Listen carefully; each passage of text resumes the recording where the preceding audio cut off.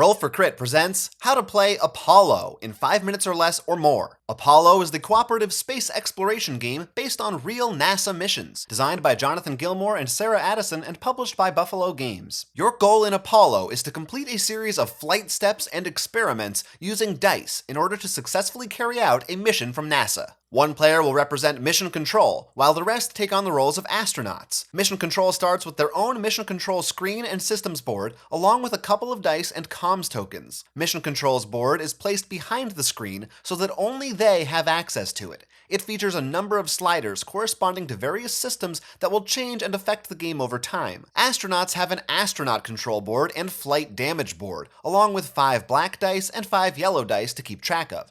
There is also a mission board along with its own unique set of mission and experiment cards. One astronaut will be randomly chosen as the first player and receive the turn token. Then the game begins. Each round of the game takes place over 2 distinct phases, the roll phase and the action phase. First, during the roll phase, the astronaut with the turn token asks Mission Control how many dice they'll be rolling. This is determined by the current position of the life support track. At peak capabilities, that means 10 dice. If it crosses into level 6, that means 9 dice, and so on.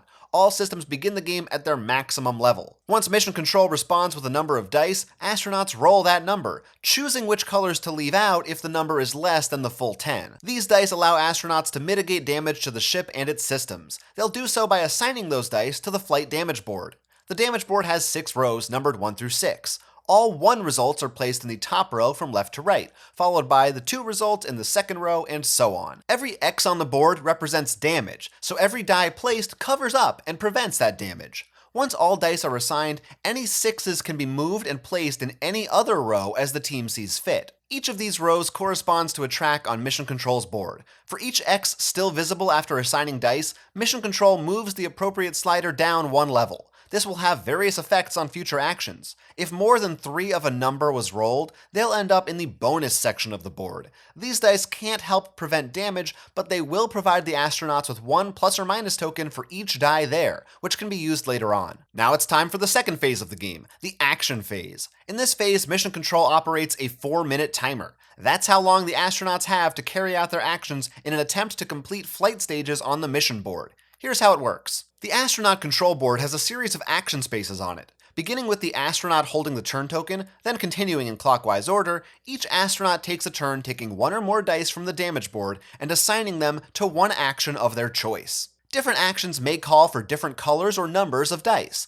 This is where plus or minus tokens come in, as 1 can be spent in order to adjust a die's value up or down by 1. After each action is completed, Mission Control moves the mission pawn forward 1 space. Here's what each action does. Flight Control. This action, as represented by the flight stage cards, is very important. That's because the next card must be completed before the mission pawn passes that stage's space on the board, or the game is lost. To complete a stage, simply fill the card with the required dice as indicated. For example, dice of a certain color or in a specific order. You don't need to complete it all in one go. One astronaut can add some dice, then another astronaut can add some more dice later on as part of a different action. Some flight stages consist of multiple steps, in which case the first step must be completed before players can begin working on the second. Once the stage is completed and the pawn has moved past it on the board, the next stage can begin. Power distribution. This action allows Mission Control to make adjustments on their board. An adjustment means lowering one system by 1 level in order to raise a different system by 1 level, so that everything remains balanced. For each die placed here with a value of 1 to 3, Mission Control can make 1 adjustment.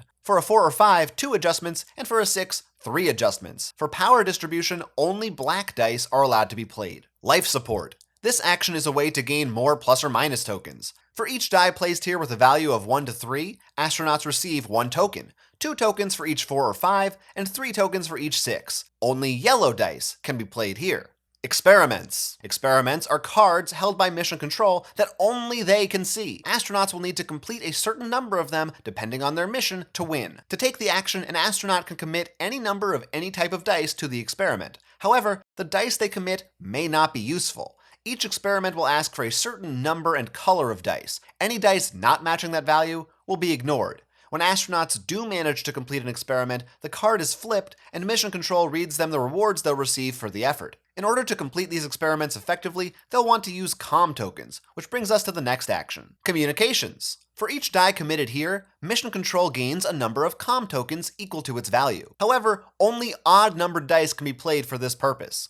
Comm tokens are used by Mission Control to give the astronauts information. We'll get into the specifics in a minute. In addition to utilizing these 5 systems, astronauts will also be able to spend an action to repair them. To do so, place 1 or more dice into the repair section for the appropriate system. The dice placed here need to be added in ascending order, starting with the lowest number, then progressively increasing.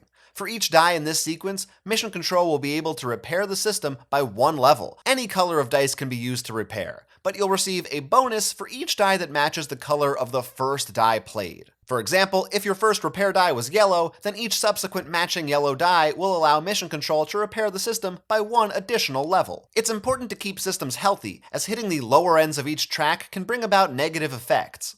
If a system reaches the crisis space on its track, Mission Control draws a crisis card. These will have more negative effects, making it harder to complete certain actions, and some of them need to be resolved in a certain number of turns or else the entire mission is failed. Some crises can't be repaired the usual way. Instead, they'll instruct Mission Control to solve a crisis puzzle. In this case, everything stops and no other actions can be taken until the puzzle is complete. A random puzzle board will be drawn, and Mission Control can roll their 2 dice to collect puzzle pieces, gaining 1 when they roll the matching numbers as printed on it. These dice can be rolled over and over again in any combination until they get the pieces they need. Astronauts can give some of their unused dice to Mission Control to make this process easier, but they won't be able to use those dice again until the start of the following round. Mission Control's goal is to connect the 2 yellow squares on the board via puzzle pieces. Pieces can be rotated in any direction, but cannot overlap, go off the board, or cover any red obstacle squares. Once completed, the relevant system is restored to level 8, the crisis is over, and the game continues as normal. If the puzzle isn't completed when time runs out, it must be attempted again next round. When they're not solving crisis puzzles, Mission Control has their own things to worry about. They'll be taking actions simultaneously alongside the astronauts. First and foremost, they need to monitor the astronauts' actions and progress. For each action the astronauts take, the mission pawn needs to be moved 1 space forward on the board. Mission Control also needs to keep an eye on the flight stages. Experiments also need to be tracked from this end. With the exception of reading out experiment card rewards, Mission Control cannot communicate with the astronauts directly. Instead, they have a few tricks they can make use of. First, there are the alert lights. If a system is getting dangerously low, one of these lights can be flipped up at the top of the screen to let the astronauts know they need to figure something out. Of course, they won't know exactly which system is in danger just from that light. That's where comm tokens come in. At any time, Mission Control can spend a comm token to relay 1 piece of information to the astronauts. For example, what level one system is at, what color, number, or value of dice are required to complete an experiment. Again, a comm token can only be used to indicate one of those things, no more. Some comm tokens have alternate effects on the back. If necessary, Mission Control can spend them to receive this benefit instead of conveying information. Certain game effects, such as the communication system track being low, will result in comms being down. If this happens, the comms down flag is raised on the screen. Until the effect is negated, communication is completely off limits, even with comm tokens. Again, it's also Mission Control's job to keep an eye on the various systems on their board, and to be mindful of the effects of letting them get too low. Once the 4-minute timer runs out, or if astronauts cannot or choose not to place any more dice, the round ends. Begin with a new roll phase and a new set of dice. Players win the game if they manage to complete the required number of experiments and each stage of the mission in order before their pawn passes their respective spaces.